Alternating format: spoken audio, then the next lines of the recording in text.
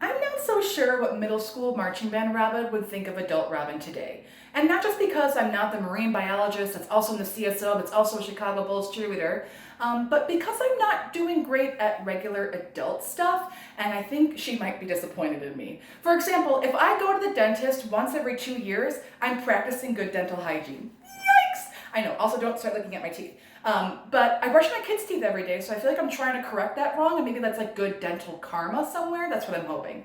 If I eat or drink anything during the workday before 5 p.m., I feel like I'm doing something healthy. I also, sidebar, hate the idea that I should have started my own business and lost 20 pounds and begun journaling during this time period. That's probably the thing that's killing me the most.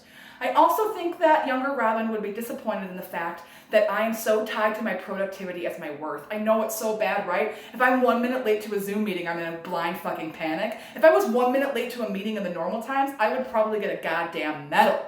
I am on the Uncle Buck approach to a better life. If I do one crunch in 6 months, I've started a workout routine. You sprinkle in a little water drinking, voila! You have a better you. Uncle Buck knew what he was talking about, so I suggest we all sort of adopt that approach to just betterment.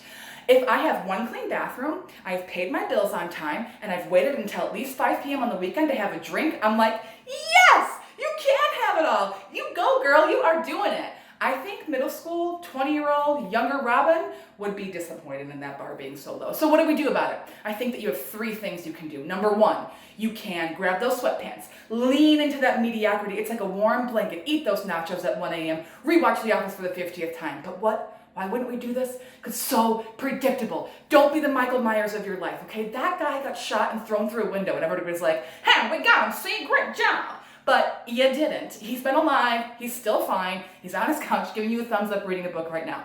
Don't be the Michael Myers of your life.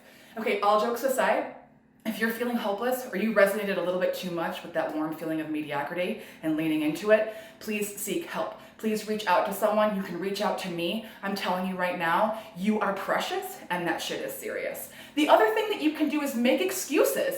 I often wonder what excuses would be acceptable for these different versions of Robin. I mean, there's one version where I'm standing on top of an RV at a fish show, so, I don't know, maybe she would be excited about some of the things I'm doing. Probably not.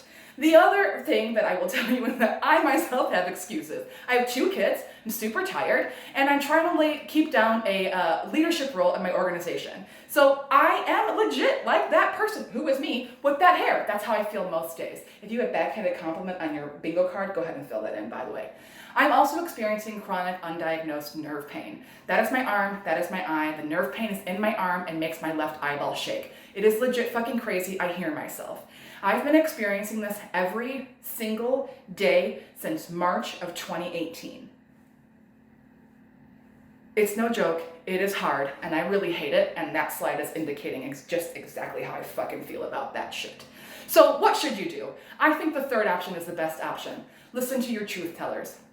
I know that's really hard, and let's remind ourselves that truth without tact is cruelty, a lesson that perhaps my children need to have because they are my OG truth tellers. It came up one night that I have a mole behind my ear. Probably nobody would know about it if I wasn't talking about it publicly, maybe my hairdresser, but that's the point, is I just like to let them see it. I was trying to be open and honest with them. They were not kind about it. They told me, my 2-year-old said, Mom, that's disgusting. She used that word. And my son said, you need to do something about that thing.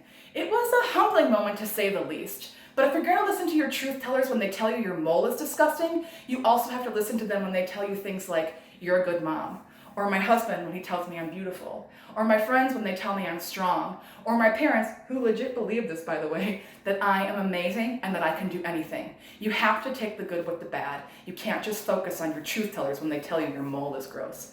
I often wonder what Girls Night Robin circa 2000 would want to say to me right now. Or drunk Robin smoking cigarettes, overtaking her friend with very long hair would want to remind me. I'm trying to keep that very present when I consider if I'm the woman I wanted to be. I wonder what pensive 20-year-old Robin would say, ooh, I also was wearing hoops then, obviously a good choice, would want me to know. Or what 8th grade very tan Robin would want to say aside from she really hopes Matt Belinsky asked her to dance at that very event.